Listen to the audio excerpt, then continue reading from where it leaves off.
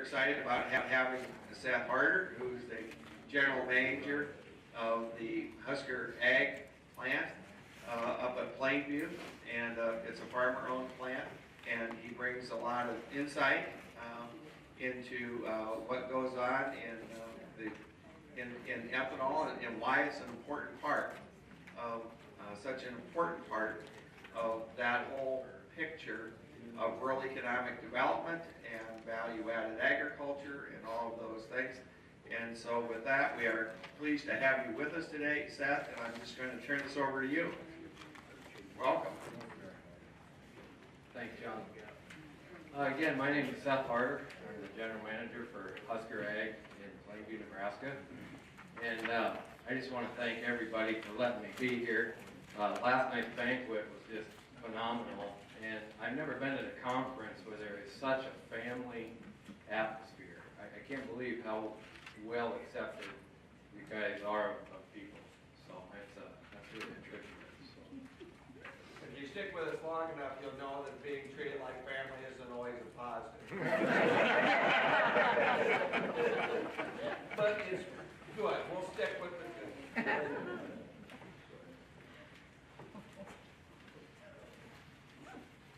So as I was thinking about my presentation, I thought about ethanol, the difference maker in rural communities, and I always think about the fabric of a community. And so I got a couple of definitions up there, and the second part of the first one is a group of people who have the same interest, and fabric, the basic structure of something. Businesses and people are like fabric, weak as single strands, but strong when woven together. And that's how I kind of like to view what we need to be out here in rural communities. So we're a 668 farmer investor owned company. We're in ICM designed. We have about 76 million gallons of production. We use about 27 million bushels a year of corn. 450,000 tons of modified distiller's grain goes to feedlots.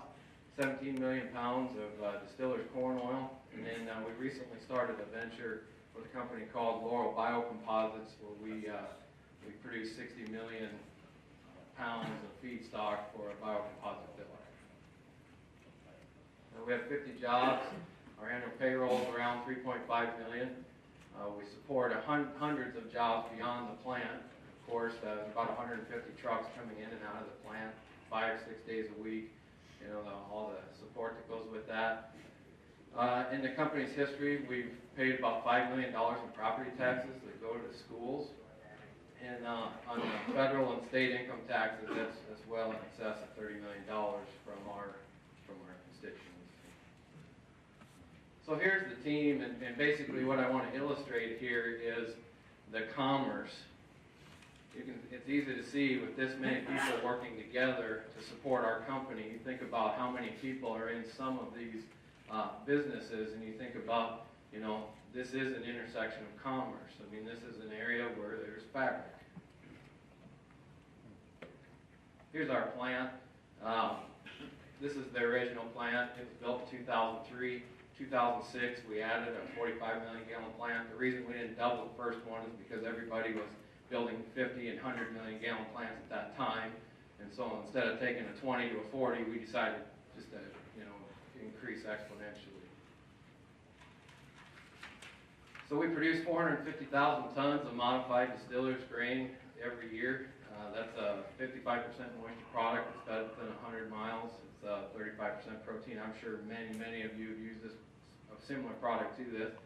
We produce about 10,000 tons of DDG. You know, about a decade ago, Terry Kloppenstein's group in the university in Lincoln started to say that you know, distiller's grain could be up to 120% of corn on a feed value basis. You know, that basically means it takes energy to process that starch. And when you remove that starch, you can make a more efficiency protein, a better efficiency of the protein. So we think that the processed protein that we make is a pretty good product. Many of you probably use this product. You know, and then a couple of years ago, to back that up, the USDA had to change their calculations for the amount of protein or the amount of grain that was going into beef production, the numbers just weren't adding up. Or protein production, they had to come out with a brand new calculation that said, hey, maybe distillers grain is attributing more than we originally had thought. So I mean, when was the last time you saw an Olympic bodybuilder eating a whole bunch of starch to gain weight? I mean, basically it takes protein to make protein. We produce 17 million pounds of distillers corn oil.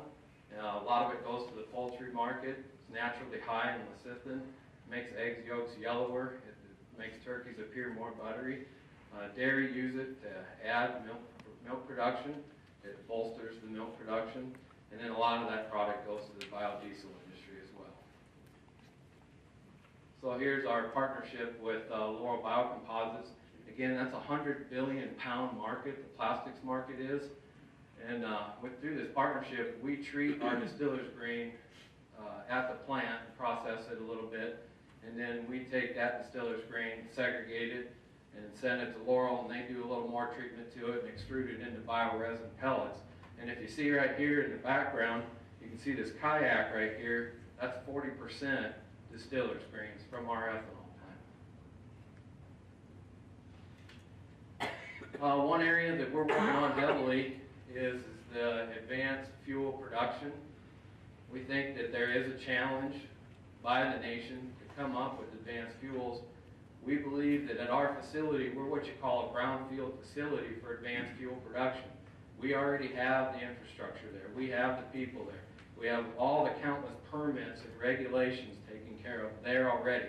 We have a facility that's paid for, that's there, that's operating, and we know how to make ethanol. So we think that the RFS is critical in the development of the future phases of biorefinement. If we cut short now, all this research we're starting to do, will go away. So right now, we just got our certification back from USDA. We're in the advanced fuel program. We filed with EPA to be an advanced RIN generator. And what we're looking at is using waste feedstocks from other industries. So these feedstocks didn't make grade in those industries. They're discards. And that's what we're looking at using for advanced production.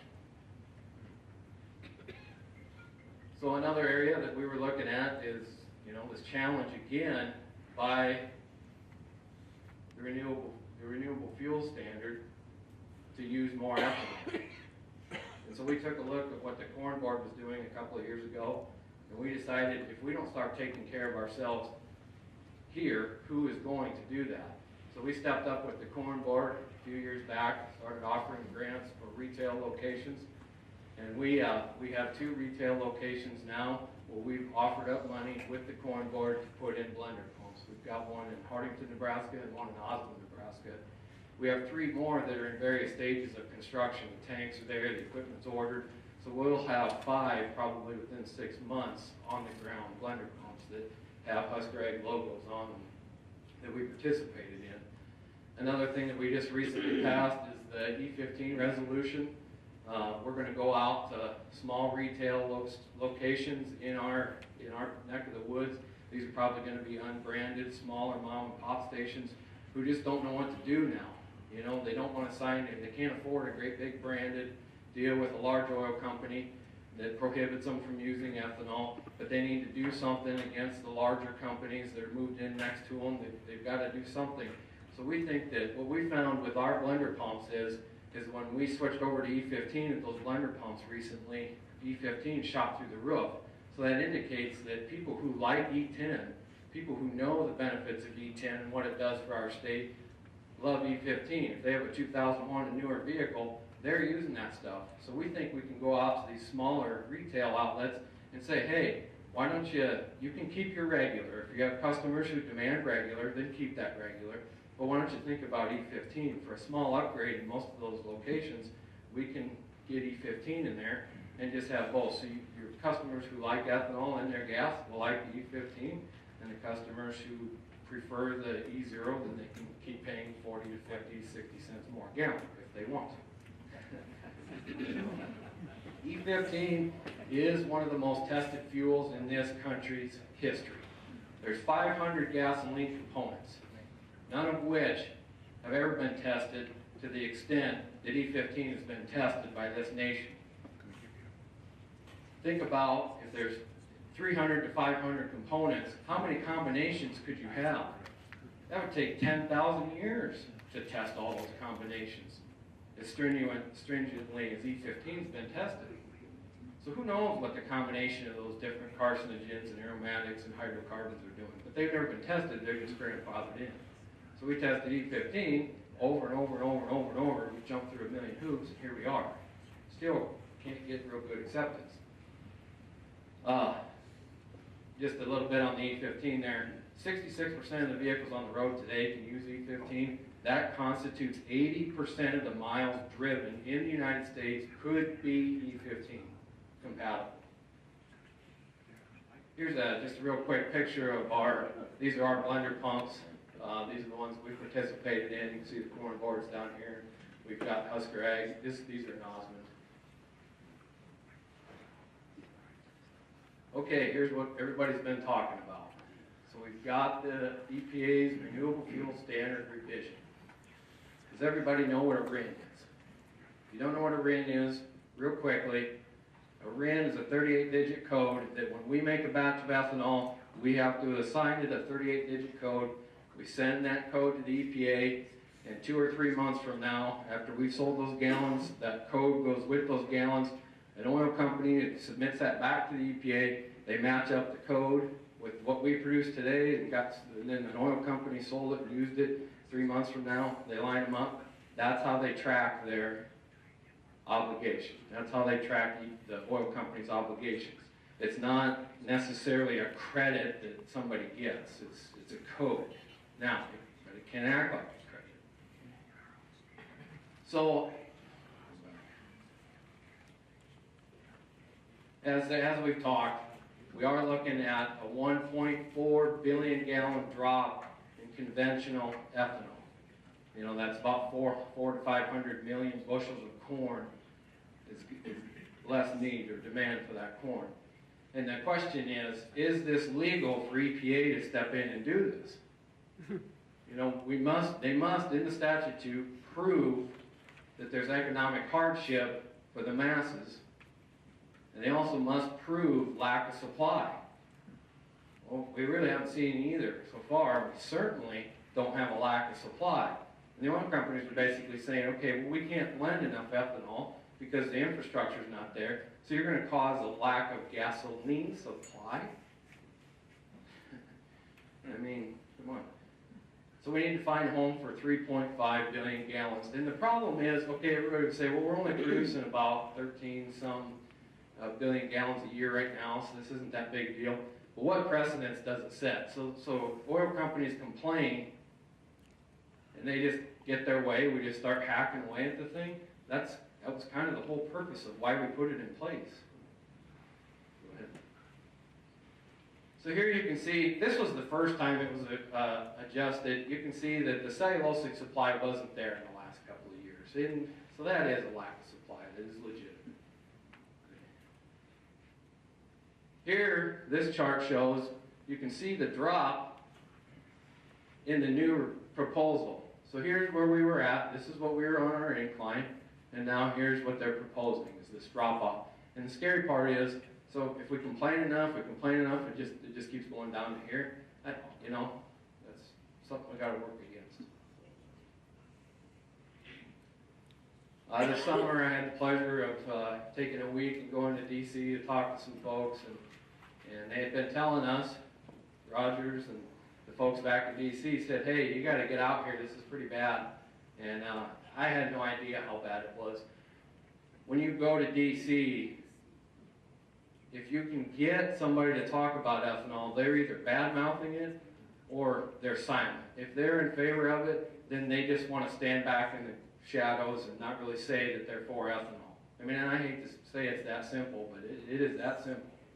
You know, they're either verbally against it or they're silent. Groups are spending up to $300 million per campaign. There's a website called smarterfuelsfuture.org that's heavily against the RFS. It has some food companies, but the underlying large companies in it, or the oil companies. And they really have posted several times on there. My wife and I have a bad habit of getting on there till 3 in the morning. We're combating them. You can go read different things that we've posted, and then they post back right away. And they're, you know, it's a blog, basically, is what it is. And I've posted several times, what is the smarter fuel then? And there's really no answer. It's oil. Okay? 169 legislators have signed on to a letter to reform or repeal the RFS. 169 legislators. There is a legitimate concern here. The RFS was originally designed on an inclining gas curve. So you can see here, from a period of about 2002 to a period of about 2008, that's the amount of money we were spending on transportation fuels. And you can see, real importantly, this incline. And then you can see the drop-off. So what's being cited now is that, oh, it's not necessary anymore. Look what we've done. Oh, it's down here. Okay, next slide. Same deal, 91 to 2007. This is gasoline demand, 4-week average. And then you see this period of decline, the demand. But, sorry about that. Maybe I should. You can see here in the last year, we've gone from negative gasoline demand, so falling gasoline demand, to neutral. And we've actually seen glimpses of positive growth in gasoline demand. So what's going to happen out here? What happens if we're back at those original targets? Then that RFS works again. The RFS supports 400,000 jobs. That's just simply put. 400,000 jobs that this country needed. When you think about the timing of when those jobs were needed. So now that maybe unemployment's going down, we just don't need those jobs again?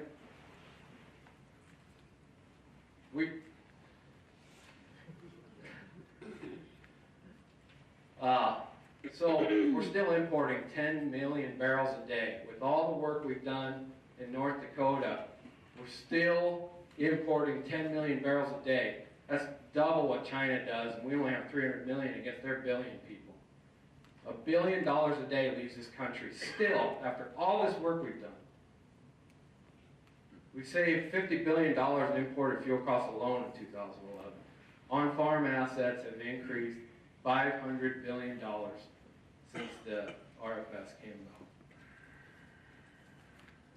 So the RFS did its job. So over the last couple of years, we've seen these RIN values really didn't mean anything to anybody. And the oil companies had plenty of supply because they had plenty of gallons they were mixing through there. And the RINs, you know, they were able to stick it in there. And as our industry grew, we kind of ran up against this blend wall. Okay? So when you've got kind of a free enterprise system, or what we have as what we call a free enterprise system, you basically have consumers who are only able to bend so far in the price. And once they get bent so far, they back off of their use. Okay? Then you have ethanol plants who can only bend so far in their price. And once they can't bend any further, they quit producing. They can't afford it. And so then you've got these RINs and the oil companies in the center. And the oil companies are charged with using those gallons. So when the oil companies say, under a branded canopy, you can't put anything more than 10% in this fuel, we won't allow it because we're Shell, we're ExxonMobil, we're whoever, large oil company, fill in the blank. Then we say, okay, then you need to buy these RINs. And they'll say, but we can't buy those RINs because we can't fit it in. 10% is maxed out, that's the blend wall. And we say, well, why don't you let us use E15? Well, we don't recognize E15, it's too dangerous. So then this worked. This is why we're here today. This is, the price of RINs went from 2 cents to 90 cents this last year. That's where this pressure came from. So all of a sudden, oil companies can't pass that cost on to the consumer. Consumers are going to use so much, and then as soon as it gets too expensive, they back off. And they can't pass it on to the ethanol plant, because the ethanol plants, when they can't afford it, they just quit producing. So they've still got to do these RINs. And so the RINs shoot up, and it worked. The RINs shot up. People like us that were selling to oil companies stripped these RINs off to people who didn't need them, the smaller companies, the moms and pops. We lowered the price of a gallon. Today they're 35 cents. That's what I discount the ethanol out of the plant to the local retailers. That's how I make my blender pumps work. So if a RIN's 35 cents, I pass that on to the retail level locally. The oil company takes the RIN, they separate it and buy it, and then the local guy uses it. And that's how we're all of a sudden taking off with all this local use, the E15 and the E85. Because of this RIN, it worked. It's incentivizing oil companies to kind of let go. Now they don't want to, and they're mad about it, and that's where this pressure's coming from. This thing has just now been tested. We just really tested what's going on here, and that's where the pressure's coming from.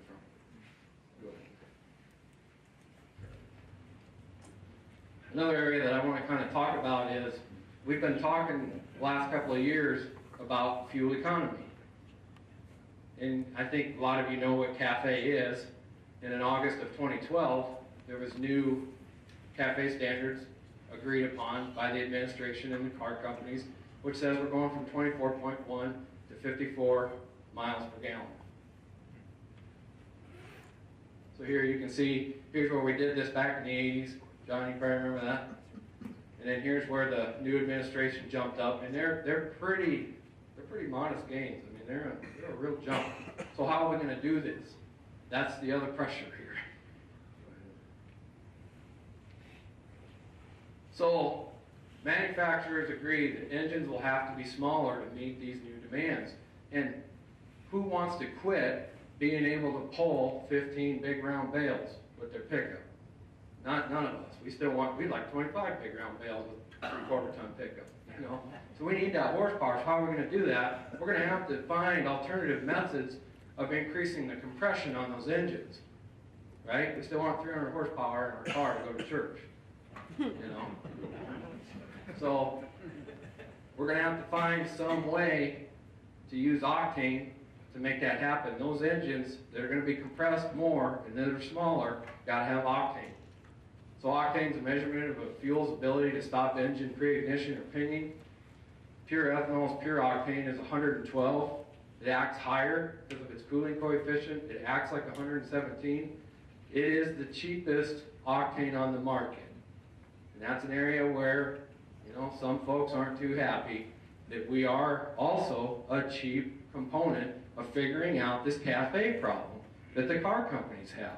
So those poor car companies are caught in between. They know they need a cheap octane. They know they need to sell cars. They can't step in the way of starting a new recession. But the oil companies don't want them to use ethanol. Another piece that we're a part of is we've joined the Urban Air Initiative, and the Urban Air Initiative proposes to educate the public about unburnt aromatics. So aromatics are the octane that oil companies use. That's how they get their octane. And what we found out, because our science has developed further than it did so many decades ago, is that these unburnt aromatics leave ultrafine particulate matter. And that is air pollution. And we're finding out that's causing cancer.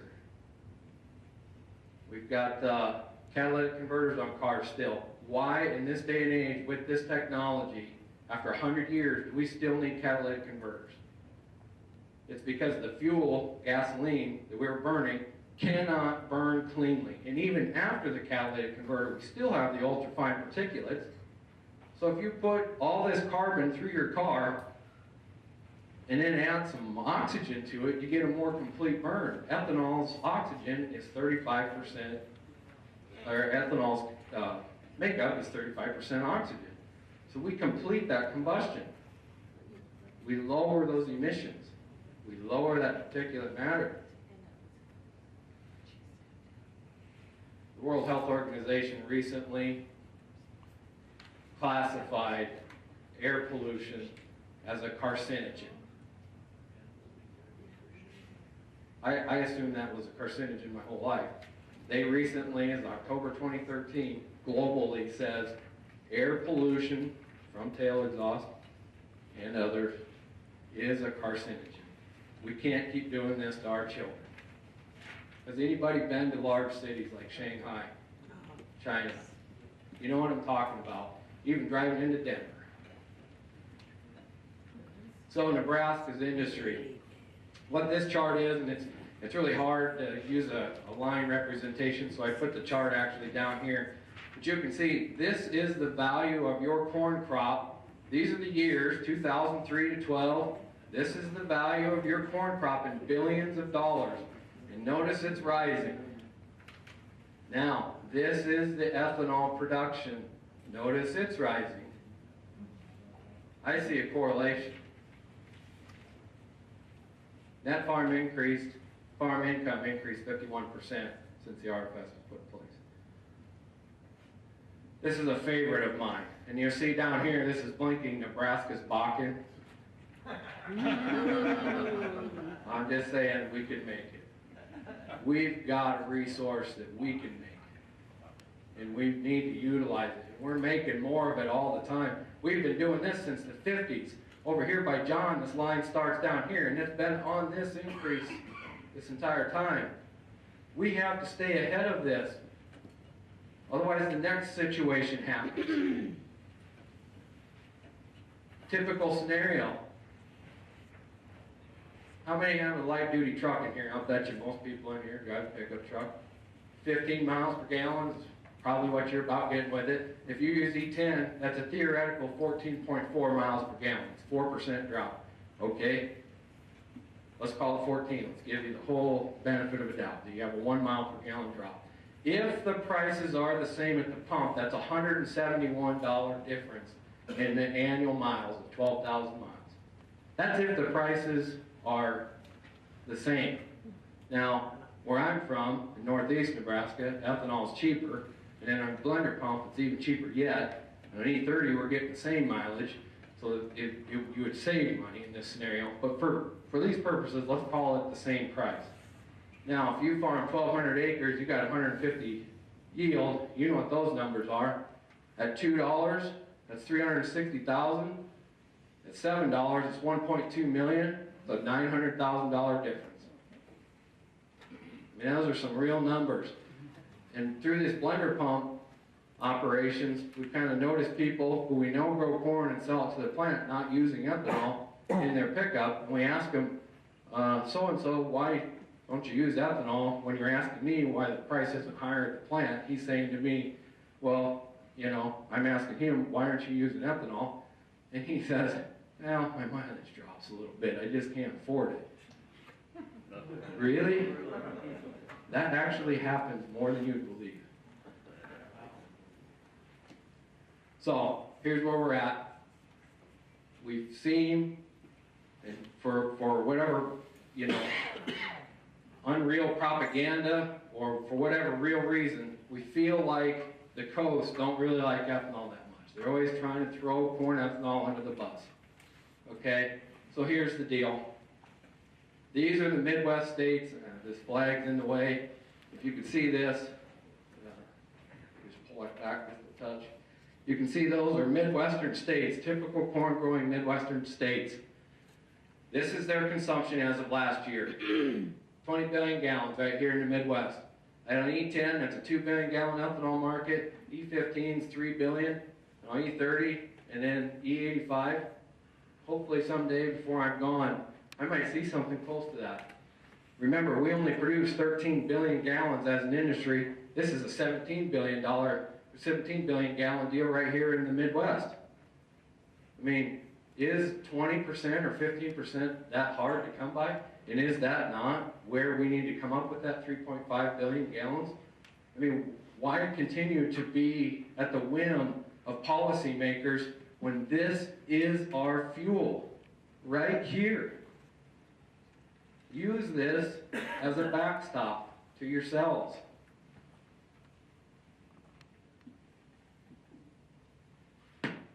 We probably can't operate without oil, but can we afford to not have a choice? How can we operate in a free enterprise situation if consumers can't have 100% choice at the pumps? So either they keep that RFS in there, or they let us go 100% choice. Pick. If it's a free enterprise deal, make it free enterprise the whole way. Brazil did it in 1973.